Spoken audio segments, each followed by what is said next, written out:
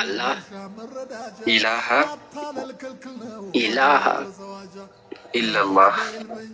ኢለላህ ወአሽሀዱ አነ ሙሐመደን አብዱሁ ወረሱሉሁ።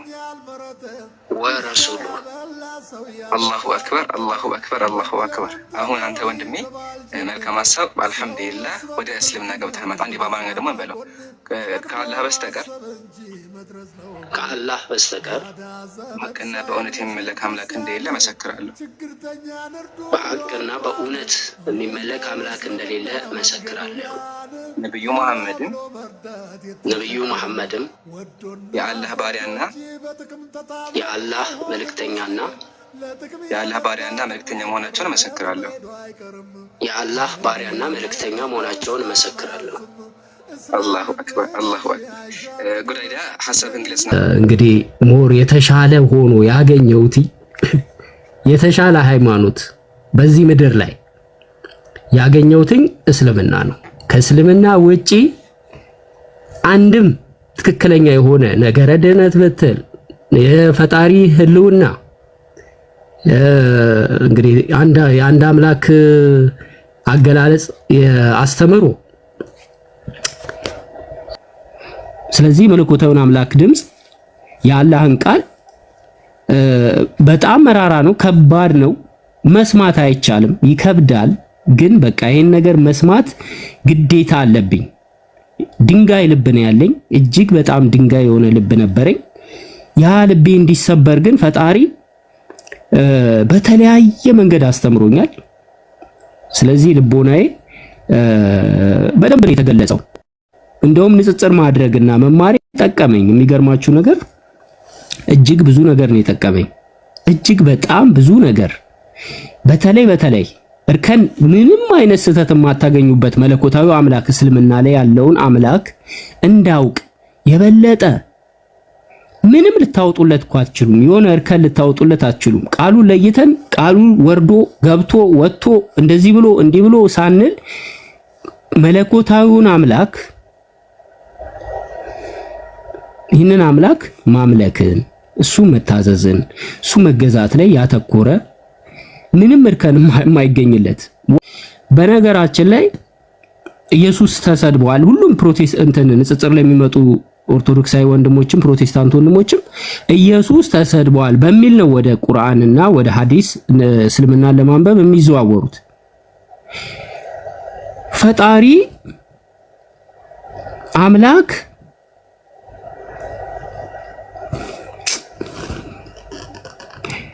የፈጣሪ አምላክ መለኮታዊው አምላክ ሁሉን ቻዩ አምላክ ሄሮድስን ከነሰረገላው ያሰመጠ አምላክ በንጉስ ፊት ተንከራቶ ፍትህ አጥቶ ተንገላቶ ልብሱ ተቀዶ ተገርፎ እንዳትናገር አፍን ዝጋ እየተባለ ተቀጥቅጦ ተሰድቦ ተተፍቶበት ያለው እኮ እኛ መጽሐፍ ቅዱስ ላይ ነው። እንዴት ነው ለፈጣሪ እኔ እንዳይሰደብ ልከላከልለት የምችለው? መጽሐፍ ቅዱስ ላይ እኮ ተሰድቧል፣ ተመቷል፣ ተንገላቷል እየተባልክ እያመንኩኝ እንዴት መጽሐፍ ቅዱስ የተነካ አምላኬ ተሰደበ ብዬ ከራከራለሁ ብዬ አንዴ የሆነ ህሊናዬን ምንድነው አልኩ።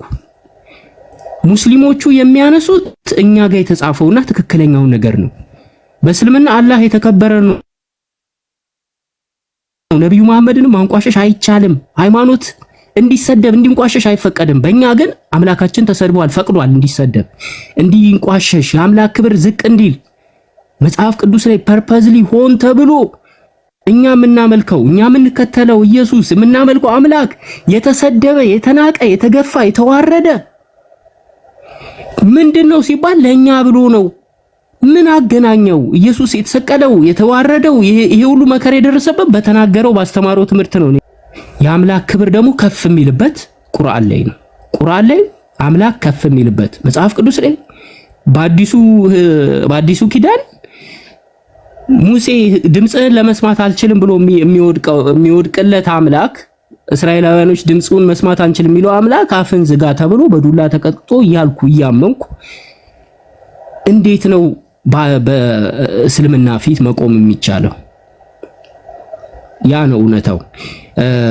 ስለዚህ መለኮታዊው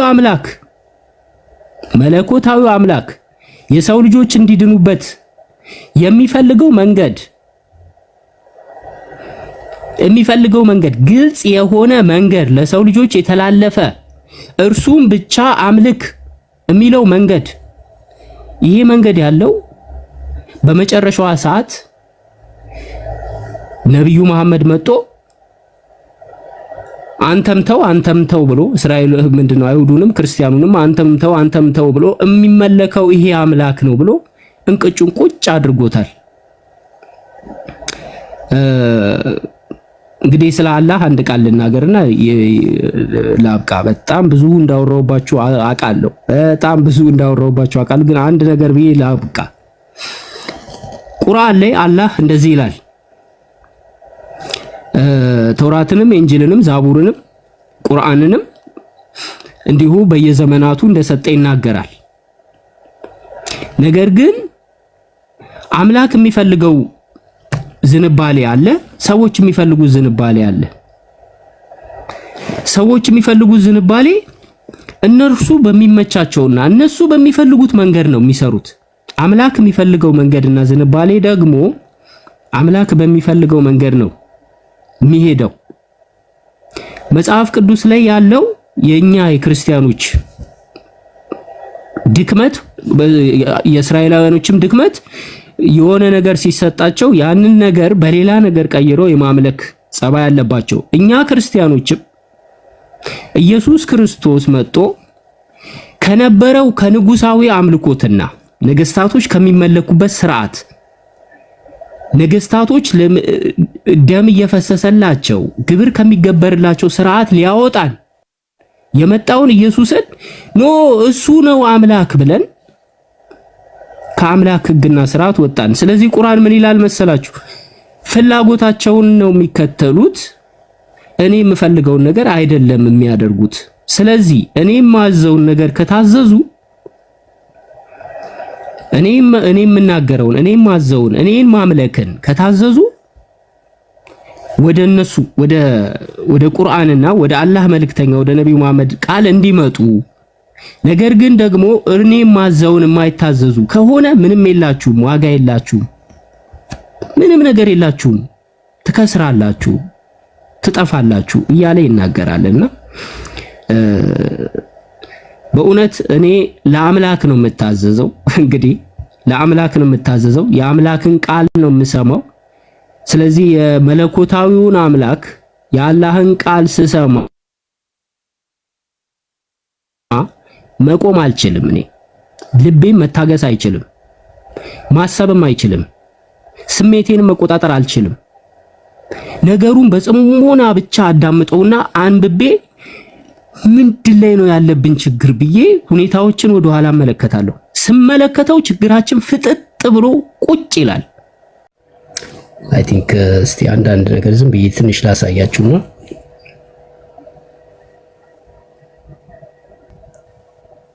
ይታያል እንዴ? ይታያል። ኦኬ የምታዩት የጉዳይዲያ መጽሐፍ ወደ 400-500 ገጽ ይሆናል። ባይዘው ይሄ እንዳጋጣሚ ስልኬ ላይ ሳላጠፋው የቀረ ነው። እንግዲህ በጣም ብዙ የእስልምና ጥያቄዎች፣ ዲስከሽኖች፣ ጥያቄዎች እዚህ የመዘገብኳቸው እጅግ በጣም ብዙ የውይይት ጥያቄዎች አሉ እና እነዚህን ጥያቄዎች በሙሉ ወደ አይ ቲንክ ወደ 400-500 ይሆናሉ። እዚህ ንጽጽር የሚሰሩት ወንድሞችና እህቶች፣ ክርስቲያን ወንድምና እህቶች የሚያደርጉት የሚጠይቁትን ጥያቄ በሙሉ አውቀዋለሁ። እኔ ጋር አለ መረጃው በሙሉ እኔ ጋር አለ።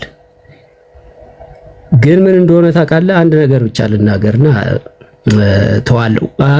እኔ አሁን እውቅና ፍለጋ አልፈልግም። ታዋቂ ምናምን ቲክቶከር አይደለሁም። አሁን አወራለሁ። ሜቢ ከዚህ በኋላ አንገናኝም፣ አንተያይም። ባጭሩ የምነግራችሁ ነገር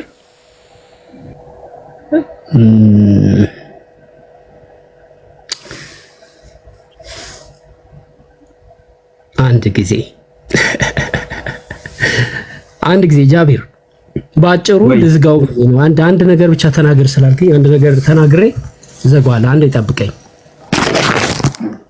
ኦኬ ማስታወሻ አንዳንድ ደብተሮች አሉኝና ማስታወሻ ደብተሮች ከሱ ላይ አንድ ነገር ላነብልህ ስለፈለኩ ነው። ባጭሩ ምንም ብዙ ጊዜ ቃላቶች ኤክስፕላኔሽን ያስጠላል። ብዙ ጊዜ እንዲህ ነው ብሎ መግለጽ ለኔ ትንሽ ይከብዳልና ባጭሩ ስለ እስልምና ያለኝን እኔ ሞር 3 ዓመት በላይ ንጽጽር ላይ ቆይቻለሁ።